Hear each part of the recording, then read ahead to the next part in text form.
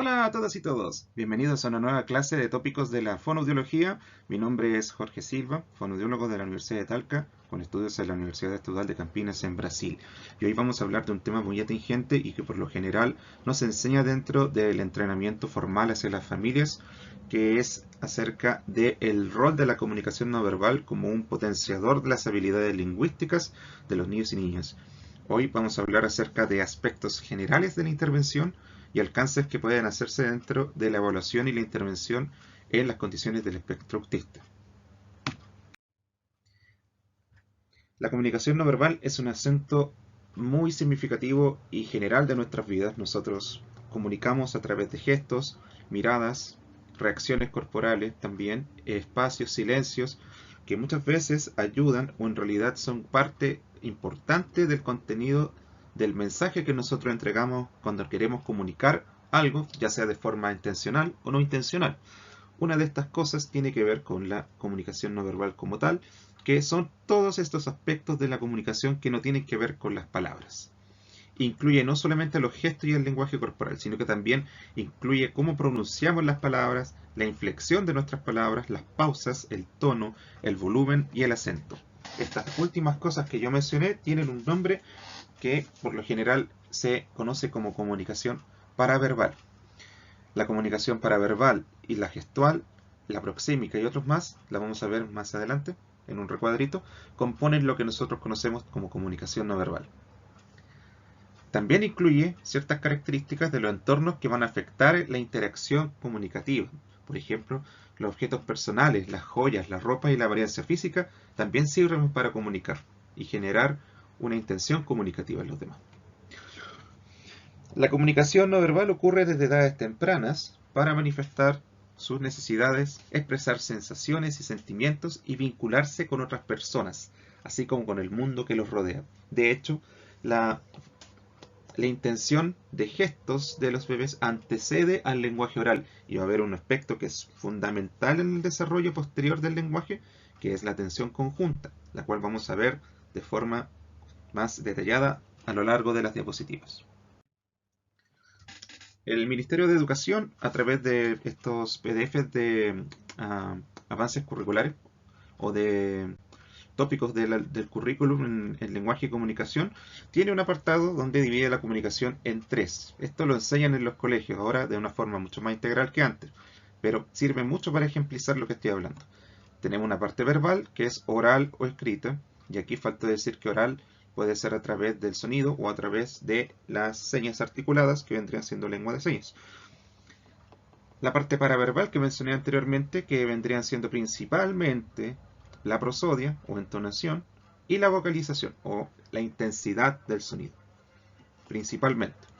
Y en el apartado no verbal tenemos tres aspectos fundamentales. Uno es la kinésica o la forma en cómo nosotros gesticulamos, la proxémica, que es la distancia personal o social que existe entre los hablantes, y la icónica, que refiere al uso de los iconos, como pueden ser, por ejemplo, los símbolos del tránsito, o aquellas que indican peligro, etc.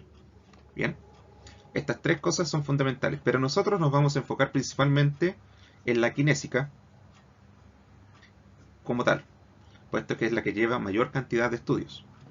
Y también es muy relevante a la hora de estimular hacer intervenciones del ámbito fonoaudiológico en aquellas personas o niños o adultos, etcétera, que tienen alguna condición o una dificultad en el desarrollo del lenguaje. Hay aspectos generales de la comunicación no verbal. Por ejemplo, la comunicación no verbal es simbólica, al igual que la comunicación verbal. Está guiada por reglas, también similarmente como la comunicación verbal. Existen ciertas reglas que van dictadas a través de las conductas que se van replicando a lo largo de una cultura. Puede ser intencional o no intencional. De hecho, el carácter intencional de la comunicación no verbal va a ser fundamental para poder predecir o no algún factor de riesgo que pueda conllevar algún trastorno del lenguaje, especialmente en el espectro autista. La manera no intencionada de comunicar tiene que ver con los estados internos de las personas, como puede ser la preocupación, el enojo, la indiferencia, etc. Y que pueden ser realizadas sin que nosotros nos demos cuenta. Y por último, como hablamos anteriormente, va a reflejar la cultura del comunicante. Existen gestos, por ejemplo, que pueden ser muy aceptados en una sociedad, como también pueden ser muy rechazados. Por ejemplo, el acto de revisar la suela de los zapatos en la sociedad occidental no tiene ninguna relevancia prácticamente, pero en el Medio Oriente se considera un insulto. Mirar a los ojos muy atentamente a una persona en Japón se considera de falta de respeto, mientras que en Estados Unidos o en Brasil es una condición necesaria para demostrar respeto por la otra persona con la cual estaba hablando. Así como otros ejemplos más que podemos decir. Se percibe, por ejemplo, y esto es ya diferente a la comunicación verbal, que la comunicación no verbal es más creíble que la verbal. Esto tiene que ver fundamentalmente porque la comunicación no verbal puede contradecir el mensaje que se está diciendo verbalmente. Además, que el procesamiento de la comunicación no verbal influye mucho en aspectos emocionales, límbicos, que vamos a ver más adelante. Y a diferencia también de la comunicación verbal, la comunicación no verbal es multicanal. Yo puedo hacer varios gestos a la vez o varias situaciones a la vez. Puedo distanciarme un poco de una persona y fruncir el ceño y los brazos. Son tres señales que estoy brindando. No una sola, como en el caso de lo que estamos haciendo ahora que estoy hablando. La comunicación no verbal, a diferencia de la comunicación verbal, es continua. Yo puedo estar constantemente volviendo atrás a través de gestos, cosa que es muy difícil de hacer como con la comunicación verbal, ya que esta es de carácter lineal. Ahora, ¿qué significa que sea multicanal y continua? La doctora Wood, que fue la editora de este libro de comunicación de habilidades intercomunicativas, dice que puede utilizar varios canales, por ejemplo, manos, rostro, posición entre las personas, el tacto, el olor, etc. Y que tenga que ser multicanal tiene que ver también con el hecho de que todos se pueden hacer al mismo tiempo. Van a existir también, sobre todo en algunas personas, preferencias atencionales por uno u otro. En el caso del autismo, por ejemplo, la preferencia no es hacia mirar a la persona, al rostro de la persona. En cambio, van a existir otros aspectos, por ejemplo, con los gestos de tacto, que van a ser más preferentes. Eso no ocurre, por ejemplo, en los bebés neurotípicos, por ejemplo. A nivel verbal, uno empieza y termina, en el caso de oral o escrito, pero continuamente ajustamos nuestra postura, la expresión facial y también recibimos influencia ambiental a la que nos adaptamos también. Nosotros estamos constantemente adaptando el lenguaje no verbal a partir de las circunstancias contextuales y ambientales que van rodeando la comunicación y que pueden ser incluso de carácter físico, como puede ser la temperatura, la luz, la mala acústica, etc. La interacción que tiene con la comunicación verbal, o cómo esta complementa la comunicación verbal, se le explican Ardensen, Guerrero y Floyd, y además, citado en el libro de Wood, de 5 maneras. Una es repetir mensajes verbales, por ejemplo, afirmar con la cabeza y decir sí. La segunda es resaltar los mensajes verbales, potenciando el efecto que debe tener al momento de convencer, persuadir o exponer una idea. Ya vamos a ver las funciones del lenguaje. Complementar o adicionar palabras, o sea, agregar información adicional, que no es simplemente llamar la atención del mensaje principal, sino que también adicionan información, respaldan la información. Contradecir el mensaje verbal, como puede ser cuando una persona miente, pero sin suficiente habilidad. Y la última es sustituir los mensajes verbales, o sea, ocupando solamente el canal comunicativo no verbal. Vamos a ver, por ejemplo, que en el caso de los niños con trastornos del desarrollo del lenguaje, sustituir los mensajes verbales puede ser visto en edades más tardías que los niños que tienen un desarrollo normal o típico del lenguaje. Los requisitos para que un acto motor se considere un gesto, ya que no todos los actos motores se consideran gestos, incluyen que se acompañe de un contacto ocular o de una vocalización o verbalización dirigida a otra persona. Esto va a ser muy importante para evaluar conductas comunicativas en autismo. Que repitan o hagan constante repetición. O que usen una postura corporal orientada a la otra persona. Y por último, que usen en un contexto de intercambio social los gestos. Estos son inclusivos, o sea, no quiere decir que tengas que tener todos estos ítems para que sea considerado un gesto, basta con uno de ellos. Por eso muchas veces se equivocan las personas cuando dicen que las personas con autismo no tienen habilidades lingüísticas, eso es falso, porque existen algunas de estas otras cosas que sí están lográndose de manera incipiente. La más difícil, pienso, en base a la evidencia científica al respecto, es la primera, el tema del contacto ocular o de la verbalización dirigida a otra persona, ya que para esta habilidad se necesita atención conjunta, aspecto que se encuentra deficiente, o mejor dicho, incipiente en aquellos niños y niñas y adolescentes con autismo. Y de hecho, a lo largo del ciclo vital se va a ver que existe también este déficit en comparación a la edad lingüística de algunas personas, sobre todo en el caso de los neurotípicos. Bien. Un, un aspecto que tiene que ver también con el contexto es que estos gestos se utilizan en intercambios sociales. Por ejemplo, al leer un cuento, o al hacer una arenga, por ejemplo, en un partido de fútbol. Todas esas cosas tienen que ver con el intercambio social, donde va a haber reciprocidad entre las personas que se están comunicando. Eso es fundamental para poder también darse cuenta cuándo una cosa es un gesto y cuándo no. Aspectos generales que tienen que ver con la comunicación no verbal. Voy a hablar acerca de un lingüista, psicólogo, filósofo y, entre otras cosas, un maestro de grandes mentes intelectuales del siglo XX como Karl Popper. Vendría siendo Karl Bühler, que es el primer lingüista que creó una teoría acerca de las funciones del lenguaje, antes de que Jacobson.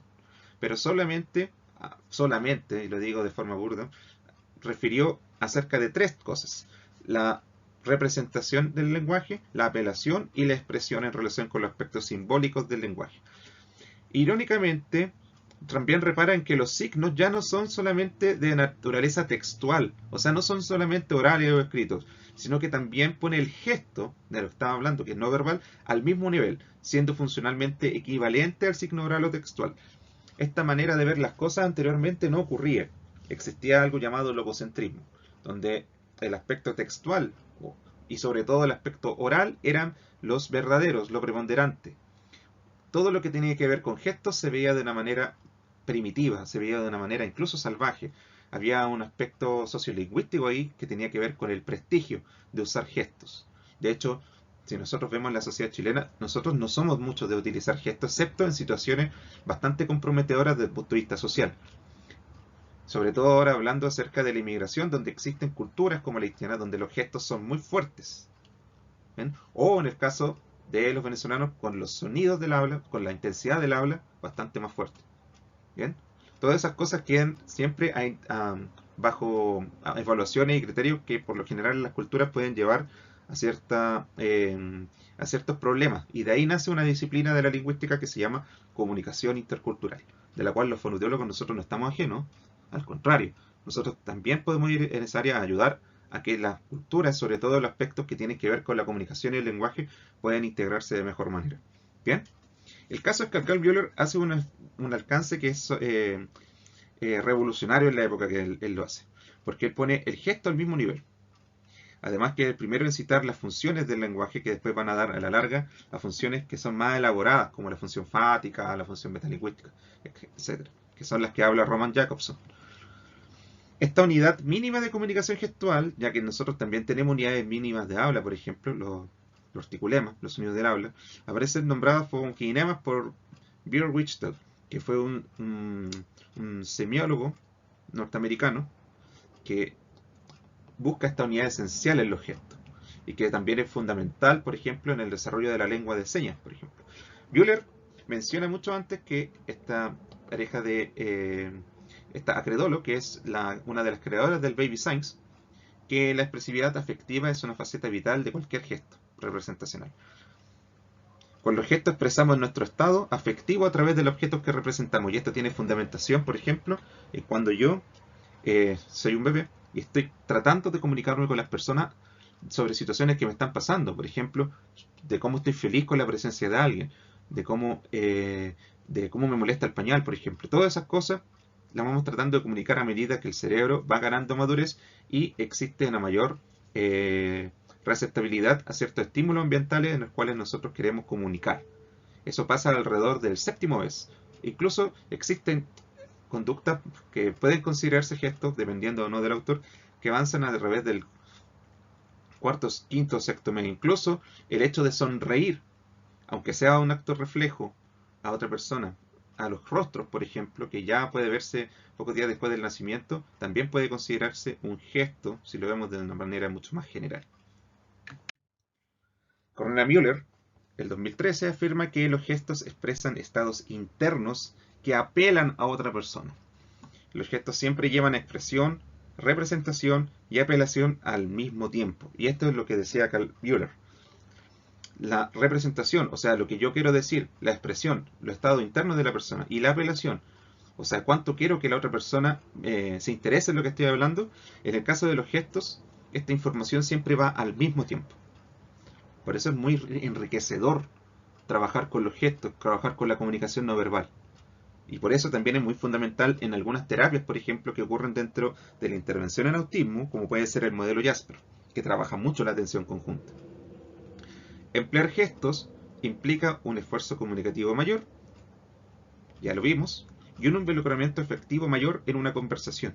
Una persona que utiliza eficazmente la comunicación no verbal se ve ante los demás como una persona más auténtica, lo cual también puede traer problemas a nivel ético, porque una persona avesada en la comunicación no verbal también podría estar mintiendo.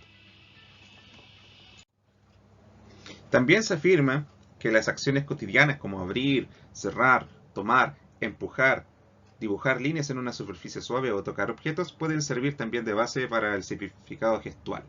Esto va a tener mucho que ver con un antecedente que nosotros tenemos que tener en cuenta, que existen ciertos tipos de gestos y cierto tipo de conductas motoras que sirven como base para los gestos. Lo que apoya también el aspecto psicomotriz. Se puede trabajar bastante el gesto, no solamente en un entorno lingüístico formal o curricular, sino que también puede hacerse a través del juego, puede hacerse a través de un circuito psicomotor, por ejemplo, y en general se puede trabajar bastante con los y las psicomotristas. Este aspecto es muy fundamental y lo vamos a ver ahora en un momento más. Antes quiero ver que revisen este aspecto que tiene que ver con el diagrama de las funciones del lenguaje de Roman Jacobson, que tiene que ver, por ejemplo, acá. Aquí tenemos un emisor y un receptor. Nosotros entregamos un mensaje. El mensaje siempre va a ir a través de un canal. Y el mensaje tiende a deteriorarse con el tiempo. Las palabras pueden verse influidas, sobre todo cuando se habla del punto de vista acústico, con aspectos que tienen que ver con la intensidad, la relación señal-ruido. No siempre vamos a escuchar adecuadamente el mensaje. De hecho, por esa razón, la audiología no solamente ve el aspecto psicoacústico, sino que también ve aspectos relacionados con la cognición de las personas. Bien, el caso es que acá tenemos que ponernos a ver este triangulito que se puede hacer entre la función referencial, la función emotiva y la apelativa, que eran las que vimos con Carl Buehler, y donde los gestos van a hacer estas tres cosas al mismo tiempo. Bien, además existen otras que tienen que ver con la función poética y la función metalingüística, que es como la gente piensa en sus propias habilidades de lenguaje o en el aspecto mismo del lenguaje, por ejemplo, y la función fática. Bien, no quiero hablar mucho al respecto, solo quiero hacerles saber que existe este triángulo entre referentes, emoción y apelación. Estos tres aspectos son fundamentales en la comunicación. Existen otros que influyen en la calidad del mensaje y en aspectos que tienen que ver más como la gente piensa en el propio lenguaje. Por ejemplo, cuando trata de adecuar la norma del lenguaje, cuando trata de decir las cosas de una forma más culta, ahí entran en juego otro tipo de funciones. Bien. Bien. El uso de la comunicación gestual, bueno, Knapp, que es un gran, hizo una investigación muy buena en los años 80 y que cita un psicólogo del desarrollo infantil que es muy famoso aquí también en Chile, que es Verme Solo, realizó una extensa clasificación del uso comunicativo no verbal, incluyendo el uso kinésico según el proceso interactivo, donde mencionan 5 subcategorías de tipos de gestos. Uno tiene que ver con los movimientos de emblema. Son gestos que admiten transposición oral directa de palabras o frases. Por ejemplo, al hacer el OK, que ya dijimos en algunos países, por ejemplo, hacer OK en Turquía es un insulto, pero acá no. Se expresa que uno está OK. Por ejemplo, el signo de la paz, que si uno lo hace en Inglaterra también puede llevarte algunos problemas. Y el macho cosa italiano, que dice, oh, ¿cómo se te ocurre? Claro.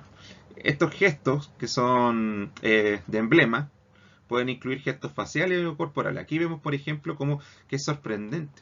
Como me estás tomando el pelo, Claro, que se ve mucho en las culturas influenciadas por la italiana, sobre todo en el caso de la misma Italia, Argentina también, los italoamericanos también, etcétera. Y como ven, también tiene un aspecto que tiene que ver con con lo cultural. Con lo cultural. Es muy fundamental también tener en cuenta eso. Al ser cultural o un uso gestual, se permite que en el contexto donde nosotros estamos enseñando el gesto vaya repitiéndose constantemente porque va a existir refuerzo social constante también para ello. Bien, esto va a ser muy importante a la hora de poder hacer un entrenamiento de la comunicación no verbal, porque nosotros tenemos que fijarnos que el uso de ese gesto sea continuo, para que constantemente el niño se vaya reforzando al utilizar los gestos. Bien, en síntesis, los movimientos de emblema son gestos que van a admitir reemplazo directo de las palabras o frases.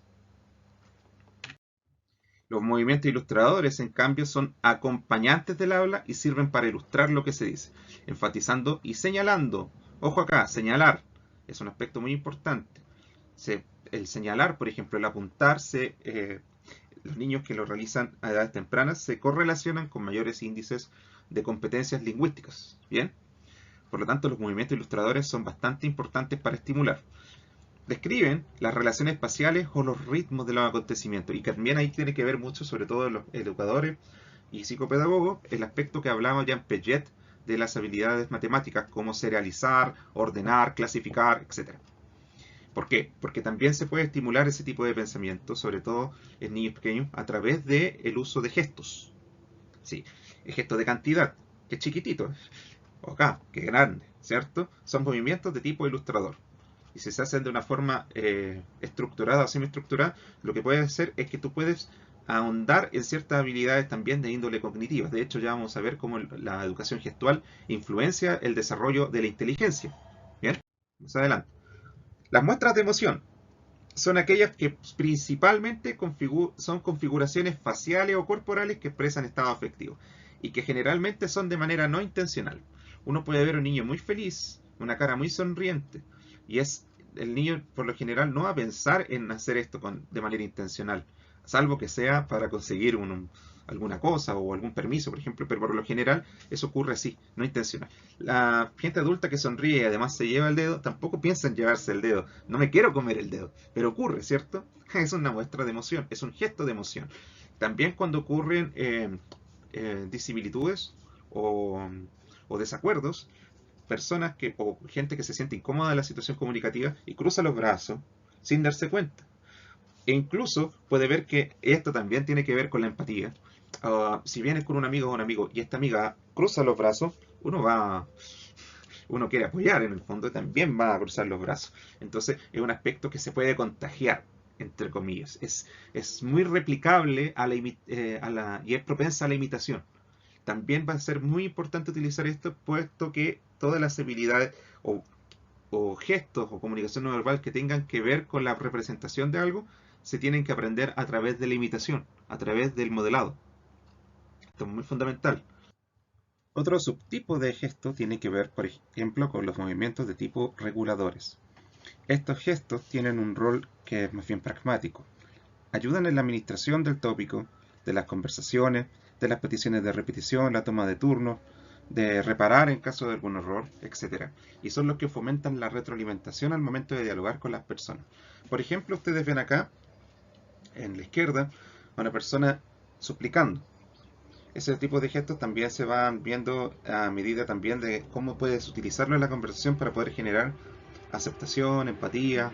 Sirven mucho para regular las cosas. En cambio, los otros movimientos que vimos anteriormente tienen un carácter de sumación o incluso de reemplazo. En cambio, los movimientos reguladores van acompañados al discurso verbal. La otra ilustración donde está levantando la mano, bueno, no es precisamente para saludar. En este caso, el gesto va implicado al hecho de tomar la palabra, que es una acción pragmática para poder regular la toma de turnos.